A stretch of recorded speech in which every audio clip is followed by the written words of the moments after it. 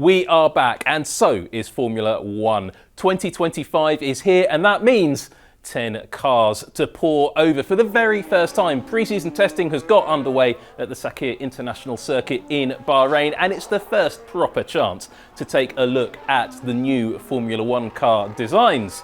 Well, we'll talk about the word new in a little moment, but the car that everybody has been talking about for some time, and certainly the driver lineup for that team, particularly since Don Hamilton joined the Maranello outfit, is Ferrari. So obviously the first thing I'm going to show you is a picture of a Red Bull from last year. That's right, this is last year's Red Bull, and I want to highlight this car because each season there is a car that influences the design of the field, and this year it very clearly is last year's Red Bull. Everybody's sort of been copying their homework in a number of different ways, but this is most obviously seen around the sidepod entry.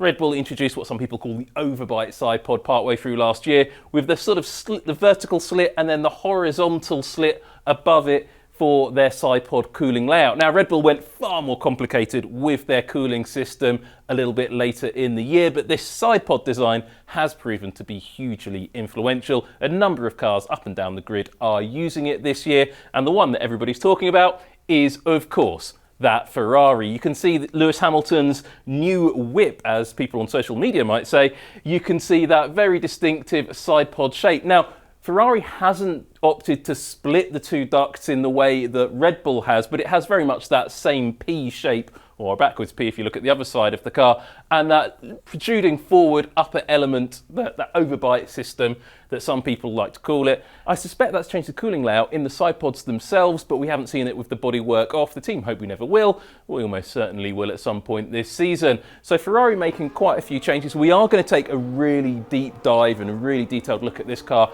a little bit later. But for now, we just need to have a look at the first impressions, because there's an awful lot to unpack up and down the grid, and we're not going to get it all through it on day one. Ferrari's big story, though, actually for me, is the front suspension. Ferrari has decided to switch from a push rod front suspension layout to a pull rod. And you can see that quite clearly here with the pull rods just going into the chassis of the car. Now, it may look like quite a minor change, and frankly, it's all to do with the aerodynamics rather than the actual chassis performance or the handling of the car. Despite what some people are going to be trying to tell you, this is an aerodynamically driven choice. Red Bull for some time, McLaren, they favoured the pull rod front suspension layout. Ferrari now deciding to follow suit. But why is that so important? Well, because this is the last year of the current technical regulations. In fact, there's hardly been any rule changes between 2024 and 2025. So to adopt this change in the final year is a pretty big risk for Ferrari. And whereas a lot of teams are putting all of their eggs in the 2026 basket and those new technical regulations, Ferrari clearly going all out for 2025, giving Lewis Hamilton perhaps a shout at that well-deserved 8th World Championship. And this pull rod layout, it's nothing on the outside particularly spectacular, but the difference between push rod, here's their push rod layout from last year, as you can see going up, the difference between push rod and pull rod is pretty simple to see from the outside. With the bodywork off here on Hamilton's car earlier today, you can see the more important area of that change from a mechanical point of view.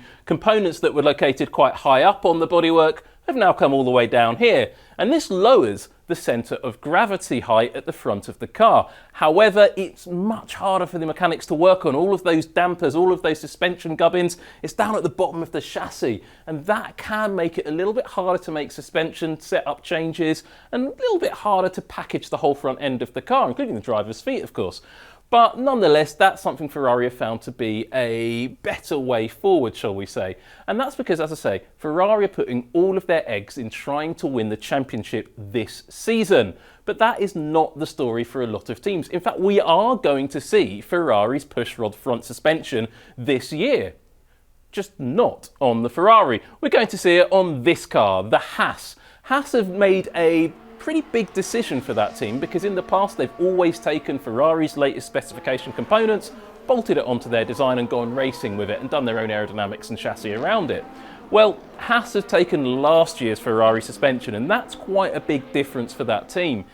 That's because Haas, I think, have decided to try to keep their car as similar to last year's car as possible so they can focus more on the completely new 2026 design. Every team is limited on the amount of wind tunnel time that they get and CFD time, and they have to make a choice on how they split it between developing this year's car and next year's car. And with a big rule change, it's a big opportunity. Cast your minds back to 2008 and 2009. The Honda F1 team decided not to develop their car at all in 2008 and focus purely on 2009. And Honda quit the sport before they got to reap the rewards of that decision, but the Brawn GP team took over all of that work and went on to win the championship, and on a much smaller budget than would be normal actually for a running racing team. Lots more to discuss about that if you flick over to F1TV on our Boldest Innovation series. We've got an episode dedicated just to that, and there's some really good material in that. So I'd urge you to sign up and have a watch of that. But some teams have gone a bit further than Haas. Now, when I look at a new racing car, I look at a few areas of the car just to have a think about just how new really is this car. And I'll give you an example of this with the Williams coming out of the garage this morning at pre-season testing 2025. Have a look at the roll hoop here, side impact locations here and here, and the shape of the front bulkhead.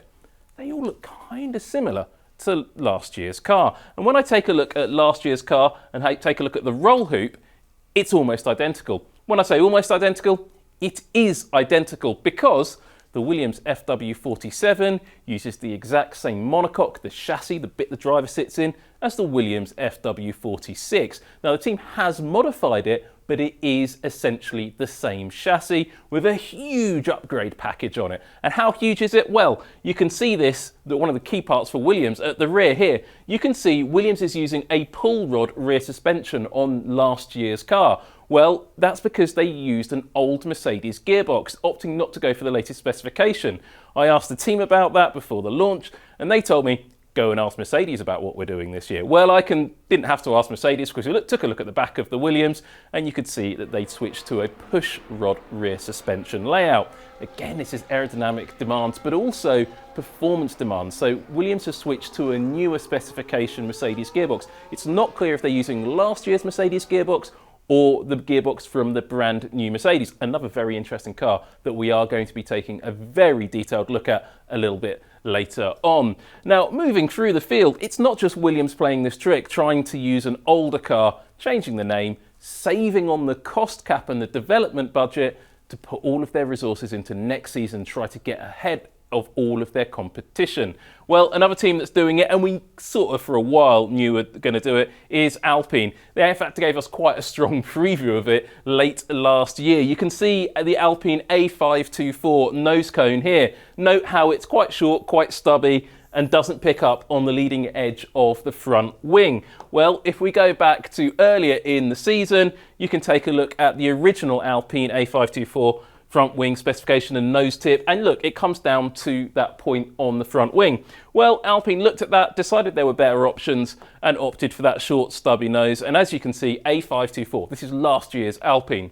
This morning, what rolled out of the garage, well, looks exactly the same, apart from the sticker on the tip of the nose. Alpine are also using the same monocoque and some of the same big components on their car as last year. So the A525 is really an A524B, if you like. Heavy aerodynamic upgrade, but all of the major components are based on last year's car. Why are they doing that? To get ahead for next year, get that advantage, try to bring that team that was once a World Championship contender for many, many years back to the front of the field. And next season with that new Mercedes power unit, as we sadly say goodbye to Renault. Some elements of the design have changed, of course. Different aerodynamic components, they're wobbly, leading edge of the front wing end plate. That's a feature that we've seen coming and going from Alpine and Haas actually quite a bit through the years, and that's something we are going to see a little bit more of. And I think with a bit more wind tunnel development time, this car could become quite advanced. But Alpine probably won't give it that wind tunnel development time, because that's all going to go to the new 2026 car. And that is going to be one of the real keys to this Formula One season.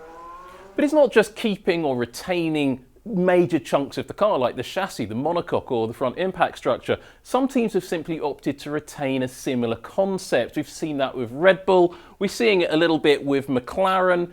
we're going to take more of a detailed look at these cars, as I say, as it comes on. There's too much to get through. It's like being on Christmas, having a look at all of these new devices and new parts. Mercedes, they've changed direction in a little bit more of an interesting way, and I think that car has yet to reveal its full set of secrets. I think there's a lot more to come. But again, another car that's been copying Red Bull's homework when it comes to that side pod duct size.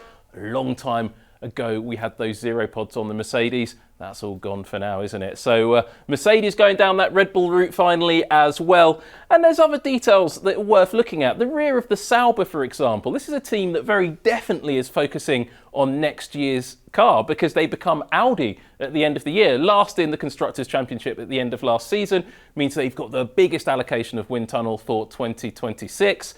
But look at this side pod shape, look at that undercut, really beautiful bit of engineering and some interesting little cooling details we're going to have to take a slightly closer look at as we work our way through this pre-season test in Bahrain. Lots more to come. This was just the introduction.